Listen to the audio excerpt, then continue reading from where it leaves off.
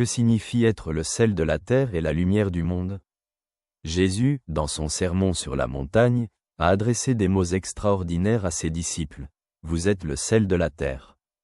Mais si le sel perd sa saveur, avec quoi la salera-t-on?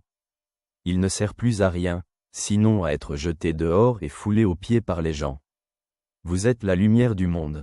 Une ville située sur une montagne ne peut être cachée. Évangile selon Matthieu, chapitre 5, versets 13 et 14. Ces mots définissent non seulement notre identité en tant que chrétiens, mais indiquent également notre vocation à influencer le monde positivement et de manière transformatrice. Dans les temps de Jésus, le sel était extrêmement précieux. Il était utilisé pour conserver les aliments, donner du goût et nettoyer les plaies. Être le sel de la terre signifie apporter stabilité, pureté et sens là où règne chaos, péché ou corruption. Le sel ajoute de la saveur, tout comme notre vie, marquée par l'amour de Dieu, doit enrichir celle des autres, leur offrant espoir et joie. Jésus nous a également comparés à la lumière du monde. La lumière dissipe les ténèbres et montre le chemin. Être la lumière du monde signifie vivre de manière à révéler la vérité, l'amour et la justice de Dieu. Nos actions et paroles doivent être comme un phare guidant les autres vers le Christ. La psychologie souligne que les gens qui vivent en accord avec des valeurs supérieures et aident les autres ressentent un plus grand sens de la vie. Être le sel de la terre et la lumière du monde implique aussi de pratiquer l'amour, la compassion et le soin, ce qui apporte des bénéfices à la fois pour nous et pour les autres. Comment pouvons-nous être le sel de la terre et la lumière du monde dans notre vie quotidienne? Premièrement, restons proches de Dieu. Dans l'Évangile selon Jean, Jésus a dit, « Je suis la vigne, vous êtes les sarments. Celui qui demeure en moi, et moi en lui, porte beaucoup de fruits. » Évangile selon Jean, chapitre 15, verset 5. L'intimité avec Dieu nous donne la force et la sagesse pour être un témoignage pour les autres.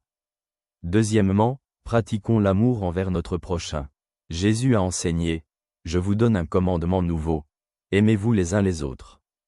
Comme je vous ai aimé, aimez-vous aussi les uns les autres. » Évangile selon Jean, chapitre 13, verset 34. L'amour est le signe le plus visible de notre foi.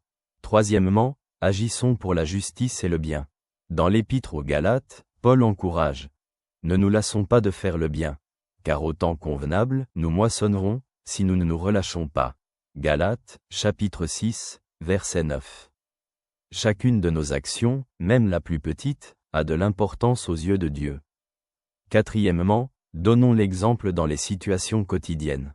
Dans l'Épître aux Éphésiens, il est écrit « Marchez comme des enfants de lumière. » Car le fruit de la lumière consiste en toute bonté, justice et vérité. Éphésiens, chapitre 5, versets 8 et 9. Notre vie doit être un témoignage de la présence de Dieu. Cinquièmement, partageons l'Évangile. Jésus a dit, « On n'allume pas une lampe pour la mettre sous le boisseau, mais on la met sur le chandelier, et elle éclaire tous ceux qui sont dans la maison. » Évangile selon Matthieu, chapitre 5, verset 15. Notre tâche est de partager l'amour de Dieu avec les autres pour qu'ils puissent connaître sa vérité. Être le sel de la terre et la lumière du monde est un défi, mais aussi un grand privilège. Comme le dit le psalmiste, « Ta parole est une lampe à mes pieds et une lumière sur mon sentier. » Livre des Psaumes, Psaume 119, verset 105.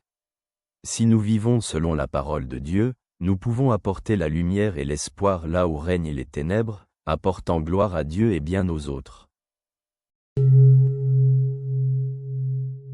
Que cela t'apporte la paix, ton ami te salue.